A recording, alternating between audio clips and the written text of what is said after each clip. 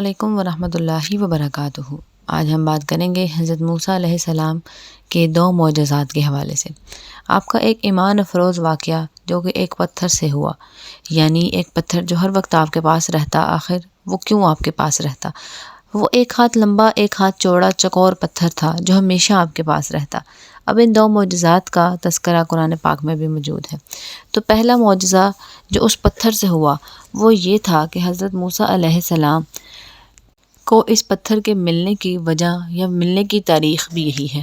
اب اس کا مفصل یعنی تفصیلاً واقعہ یہ ہے کہ بنی اسرائیل کی یہ عام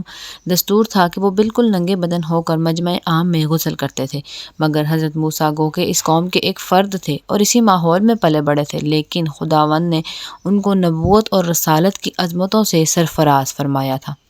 آپ کی نبوت عصمت بھلا اس حیا سوز بے غیرتی کو کب گوارا کر سکتی تھی؟ آپ بنی اسرائیل کی اس بے حیائی سے سخت نالہ اور انتہائی بیزار تھے، اس لیے آپ ہمیشہ تنہائی میں یا پھر تہبند باندھ کر غسل فرمایا کرتے۔ بنی اسرائیل نے جب یہ دیکھا کہ آپ کبھی بھی ننگے بدن ہو کر غسل نہیں فرماتے تو ان ظالموں نے آپ پر بہتان لگا دیا کہ آپ کے بدن پر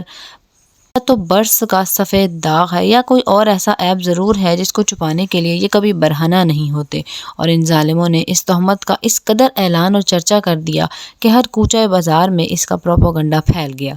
ادھر حضرت موسیٰ علیہ السلام کے دل پر اس بہتان کا بہت بڑا صدمہ پہنچا اور وہ رنج سے گزرے اور آپ بڑی کوفت اور اذیت میں پڑ گئے۔ تو اللہ تعالیٰ نے اپنے مقدس رسول، اپنے ایک برگزیدہ رسول کو بھلا اس مشکل میں یا کس طرح سے تنہا چھوڑ دیتے اور ان پر ایک عیب کی بھلا کس طرح خالق عالم خاموشی اختیار کرتے۔ اس لیے اللہ تعالیٰ نے آپ کی بے عیبی ظاہر کر دینے کا ایک ایسا ذریعہ پیدا فرما دیا کہ دم زدم میں بنی اسرائیل کے پروپیگنڈے اور ان کے شک و شبہات کے بادل چھٹ گئے اور آپ کی برات اور بے عیبی کا آفتاب عالم تاب سے زیادہ روشن ہو گیا۔ اور وہ اس طرح سے ہوا کہ ایک دن آپ غسل فرمانے کے لیے پہاڑوں کے درمیان چھپے ہوئے ایک چشمے پر غسل کے لیے تشریف لے گئے، اور یہ دیکھ کر کہ یہاں دور دور تک کسی بھی انسان کا نام و نشان نہیں ہے، آپ اپنے تمام کپڑوں کو ایک پتھر پر رکھ دیا اور بالکل برہنہ بدن ہو کر غسل فرمانے لگے۔ غسل کے بعد جب آپ لباس پہننے کے لیے پتھر کے پاس پہنچے تو دیکھا کہ وہ پتھر آپ کے کپڑوں کو لیے ہوئے سرپٹ بھاگا چلا جا رہا ہے۔ یہ دیکھ کر حضرت موسیٰ بھی اس پتھر کے پیچھے دوڑنے لگے، کہنے لگے صبح حجر، یعنی اے پتھر میرا کپڑا، مگر یہ پتھر چلتا گیا یہاں تک کہ شہر کی بڑی بڑی سڑکوں سے گزرتا ہوا گلی کوچوں میں پہنچ گیا،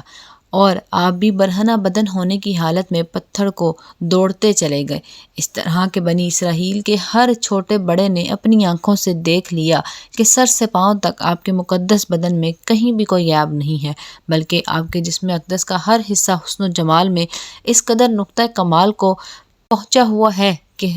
عام انسانوں میں کوئی بھی اس کی مثل نہیں ہو سکتا۔ چنانچہ بنی اسرائیل کے ہر فرد کی زبان پر یہی جملہ تھا کہ خدا کی قسم موسیٰ بالکل بے عیب ہیں۔ اور جب یہ پتھر پوری طرح سے حضرت موسیٰ کی بے عیبی کا اعلان کر چکا تھا تو خود بخود ٹھہر گیا۔ آپ نے جلدی سے اپنا لباس پہن لیا اور اس پتھر کو اٹھا کر اپنے جھولے میں رکھ لیا۔ سورہ احزاب میں پارہ نمبر 27 میں ہے کہ اے ایمان والوں، ان جیسے نہ ہونا جنہوں نے موسیٰ علیہ السلام کو ستایا تو اللہ تعالیٰ نے اسے بری فرما دیا اس بات سے جو انہوں نے کہی، اور موسیٰ اللہ کے یہاں بڑے آبرو والے یعنی عزت والے ہیں۔ اب حضرت موسیٰ علیہ السلام کا دوسرا معجزہ جو کہ اسی پتھر سے واقع ہوا میدان تحیہ میں، اس میں یہ ہوا کہ آپ نے اپنا عصا اس پتھر پر مارا تو اس سے 12 چشمے جاری ہو گئے، جس کے پانی کو 40 برس تک بنی اسرائیل میدان تحیہ میں استعمال کرتے رہے۔ اس طرح سے اللہ تعالیٰ نے ان کے یہ 2 معجزات ظاہر کیے، یعنی ایک چھوٹے سے پتھر کے ذریعے اللہ تعالیٰ نے بنی اسرائیل کو حضرت موسیٰ علیہ السلام کے وہ 2 معجزات دکھائے۔ اللہ تعالیٰ ہمیں دین کی سمجھ عطا فرمائے اور عمل کی توفیق عطا فرمائے، آمین بجاہ النبیین صلی اللہ تعالیٰ علیہ وآلہ وسلم۔